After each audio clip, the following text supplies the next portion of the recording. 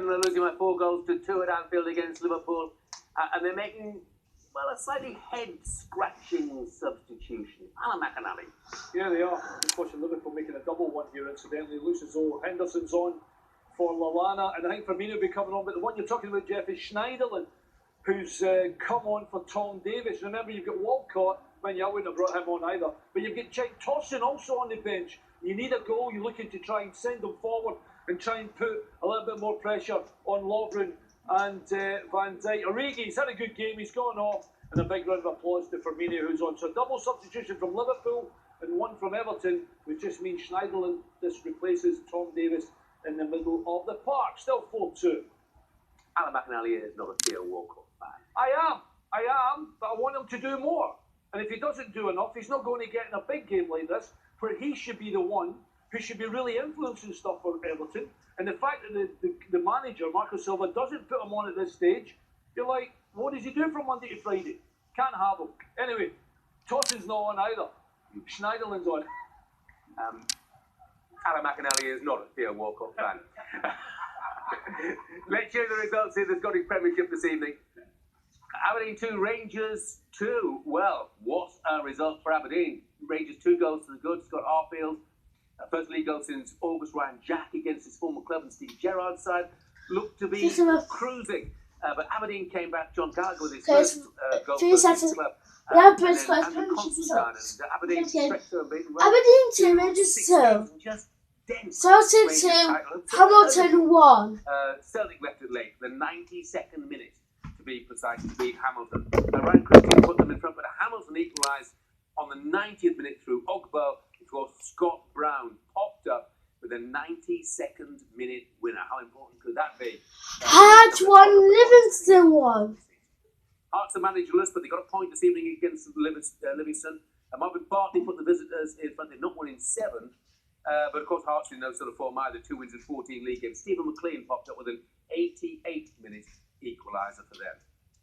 Kilmarnock stretched their unbeaten home. Kilmarnock, Nelson Johnson goal now. last night, though, against St Johnstone, who not won away in all competitions this season. Kilmarnock 8 clean sheets in 10 home games. Ross County 2, Hibs 1. Ross County have come from behind to beat Hibs. Jack Ross's first defeat in charge of Hibs. Christian Doig put them in front. His 9th goal of the season. He's got 7 in his last 5. Everything in the garden was rosy against the Ross County side, who lost their last 3 home games and conceded 11 goals in doing so. And then Ross Stewart popped up with 2 goals for Ross County to turn the whole thing on its head, and County win by 2 goals to 1. Motherwell, easy night for them.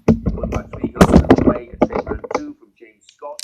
St Mirren 0, Motherwell 3. So St Mirren stuck on 11 points down at the foot of the table. Let's show you the table. In fact, and there you have it, Celtic 2 points clear at the top after their results this evening. They have 40, Rangers on 38, and a gap back to So if this is first, within 1 point on 28. This is elaborate Scottish Premiership table. Celtic are top, Rangers 2nd, Aberdeen 3rd, Motherwell 4th, Kilmarnock 5, Hibs 6, Ross County 7, Livingston 8, Hearts 9, Hamilton 10, St Johnstone 11, St Mirren 12. And Ross County, who stopped the rot rather for them after a poor run of results, they have 17 points and on 7th place. EFL Trophy games being taking place tonight. Bristol Rovers and Leyton Orient, that went to penalties. Bristol Rovers have won 4-2 in the penalty. So 1-1. Bristol Rovers won 4-2 on penalties, and Doncaster now Leicester under 21s 3, Exeter now Oxford United now. Exeter 0, Oxford United 0 at St James's. Exeter won 3-0 on penalties. On top in that penalty shootout. Oxford have been having a Peterborough won, Ipswich Town won, Ipswich won 6-5 on Ipswich penalties. won. Visitors win 6-5 On penalties. They're still playing at Prenton Park Premier League.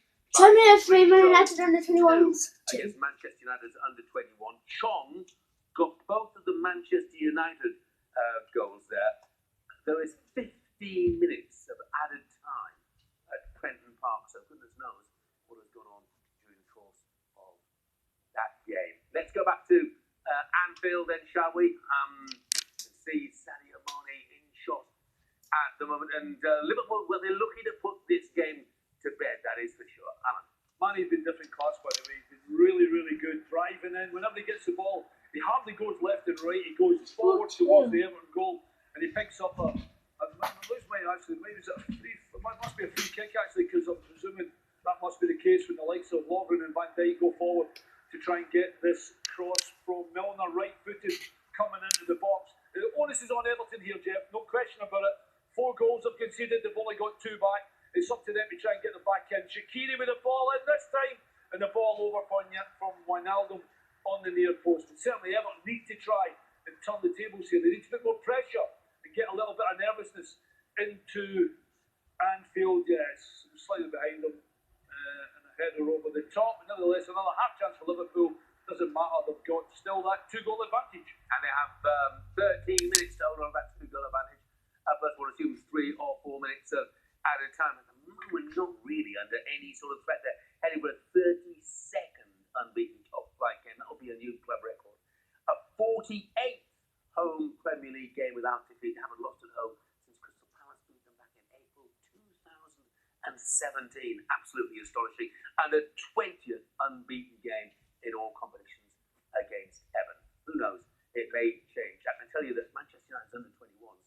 I've had a player, Ayodeji Sotona, sent off in the 107th minute, and that's not extra time. The 107th minute of normal time in their game at Tranmere. Goodness me.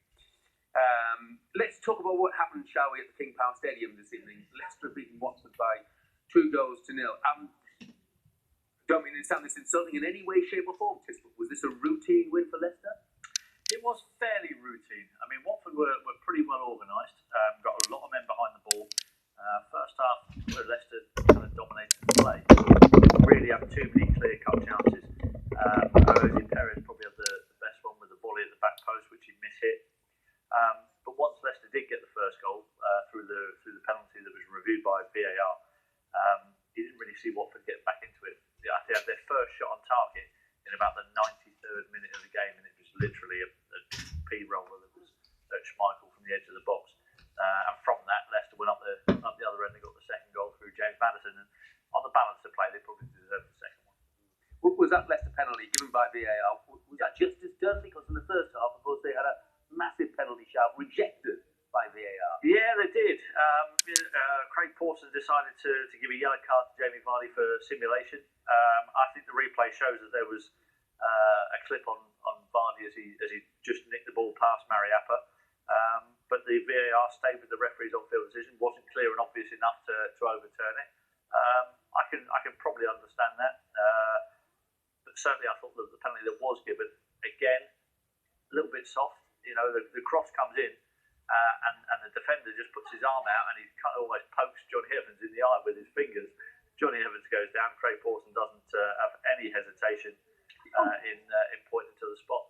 Going to come back to you in a moment because the game's not over at Anfield just yet, but it really, really should be. And if you wanted a chance to fall to anybody, you wanted to fall to Sadio Mane, Alan McInally. Oh, it's a great pass. I think it's Henderson with the ball through, and actually, I mean, they've got Wijnaldum forward and Sané. It's a great take by Sané outside of the right foot, and it just perfectly drops for him. He tries to side foot it and just place it into the corner, and it goes the other side of the post. Agonising for Klopp, agonising for Phil Thompson. The game should be over. It's not. It's only 4. Was Henderson's pass a long ball, Alan McInally? Yes, I think we could count that as a long ball, Jeff. A long ball, goodness. It was certainly over 30 or 40 yards. No question. Pretty long ball then. But another goal chance, incidentally. Still Liverpool leading by 4 goals to 2. So, Alan, Tis rather, Leicester 2, Watford 0. And at the end of the game, James Maddison scored. I mentioned that statistic. They have scored in the 80th minute or later in 10 of the last 12 games in all competitions, which I guess is just indicative of how they play the game and suck teams onto them. Yeah, very much so. They keep going, they keep passing the ball, they keep possession, they keep putting pressure on teams. They pass the ball, they're very patient in their play. And clearly, late goals are becoming a speciality. And teams do, you know, eventually they do wear teams down, and that's what all very good teams do. So there's been a lot of speculation about Brendan Rodgers, hasn't there? Brendan this side is sitting second in the league. Does it puzzle you at all that he hasn't categorically come out and said, I have no interest in joining Arsenal? Does it puzzle me? No. It doesn't puzzle me at all, because all managers like to keep their options open, I think. And, you know, if he's on a certain amount of money at Leicester and Arsenal pay the release clause and treble his money, he'll probably go, all right, I might have a go at that. And so I think they always like to leave a little window there, just in case. There's still a slight cause for concern for Leicester fans. Well, to be honest, Leicester had 63%, Watford 57%. Leicester had 12 attempts and Watford had 4 attempts. I know they're a bigger football club, but Leicester had 6 shots on target, Watford only had 1 shot on target. Leicester had 7 corners, Watford only had 2. Leicester had 13 fouls, Watford 16 fouls. A bigger football club, but a football club in turmoil, whereas Leicester, of course, City had 3 yellow cards. Obviously 8 straight wins in all competitions now. Just a word about Watford. I know you say they were solid defensively, but with players like, Deulofeu and Troy Deeney, Pereira when he's fit, surely somebody has to tell him you have to score a goal to win a game. Yeah, no, I appreciate that. And obviously, 3 yellow cards for Leicester, tried to set up 2 yellow cards for Watford, no red cards for Leicester City, and no red cards for Watford. Leicester City had 82 possession passes, Watford had 69 possession passes. But the 2 or 3 occasions that they did, their final ball was really poor. The choice of the final ball in that final third of the pitch was really poor this season. If Everton are going to get anything from this Merseyside derby, they have to score soon, Alan McInally. Yeah, do the other thing you did well a moment ago, Jeff. Does really well. Got to the byline, a little dick to the back post, just got too much on it. There's a couple of the players were already in the 6-yard box and it went beyond. We just had a corner there. Here he is. Manny's in this time. Manny's onside. Round the goalie. Can he get? No, can he? He's looking for somebody in the middle. Chance, and they managed to get it away. Mason Holgate does really well, but Manny through. Goalie to beat. Well done, Jordan Pickford. Make that still only 2 to the good. Well done, Jordan Pickford. He should have had a hat-trick by now. No question whatsoever. Sadio Mane, who's been absolutely brilliant for Liverpool, but he's missed a couple of glorious chances this evening. What happened, Alan McInally? Oh, just literally, Jeff, as you were taking away a ball through to Moise Kean, pretty central as well. Takes it with his right foot, tries to maybe pass it into the corner. It doesn't get it well. It's a great ball from Iwobi. It's a little reverse pass. He's onside. He's through Moise Kean. Takes a couple of touches. He shoots it past. What a good chance. What a really good chance.